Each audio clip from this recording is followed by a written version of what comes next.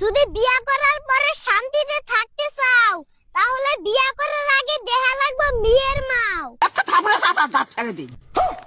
আপনি আবার অসদার কি জন্য দেখেন রাগ? শাশুড়ির জন্য জাহান্নামে বসবাস করছে ছেলেরা বেশিরভাগ।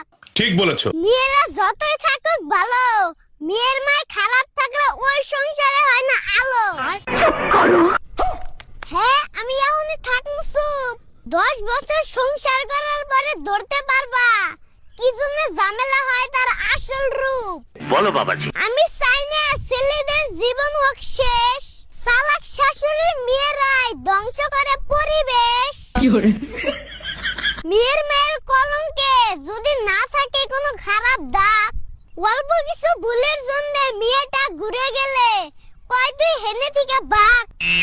ভালো মায়া পরামর্শ দিব তোরে দিছে বিয়ে, তুই ভালো করে সংসার কর স্বামীর বাড়ি গিয়ে। আপনার বুদ্ধি ভালো। যদি মেয়ের মায়ের কলঙ্কে থাকে দাগ আর যদি হয় অতি চালাক, তাহলে 4 বাচ্চার মা হলেও দিতে পারে তালাক। একটা থাপড়া চাপা দাঁত ফেলে দিই। দেহ যে কি জন্য ঝামেলা করে চাচি, বেশি কথা কইলে কিন্তু গলায় বাজাবো কাশি। সবাই তো ভালো মেয়ে বিয়ে করার জন্য খোঁজে, ওই বাড়িতে বিয়ে করবেন না যে বাড়িতে মেয়ের মায়ে মাথা বরে বোঝে, যে বাড়িতে মেয়ের মায় মেয়ের বাবারে করে হ্যান্ডেল, ওই বাড়িতে বিয়ে করার চেয়ে নিজের গালে মারা ভালো স্যান্ডেল।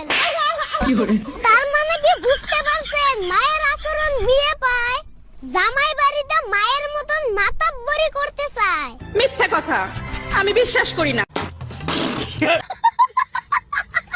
এইবার কি বুঝতে পারছেন দুনিয়ার মতি গতি? চালাক মায়ের মেয়ে বিয়া করলে নিজের জীবনের হয় ক্ষতি, এর বক্তব্যকে ভুগতেছে আঙ্গ দাদা মতি। মেয়ের মায়ের যদি থাকে খারাপ স্বভাব, তাহলে মেয়ের হয় না বাতারের অভাব। বলেন কি? কারণ মায়ে যদি কিছু কয়, মেয়ে দেয় তার উল্টা জবাব। এখন কি বুঝতে পারছেন দুনিয়ার ভাও? বেশিরভাগ সংসারে অশান্তি হয় যদি খারাপ থাকে মেয়ের মাও। যদি শেখে মায়ের আচরণ, তাহলে হারিয়ে ফেলে নিজের বিবরণ।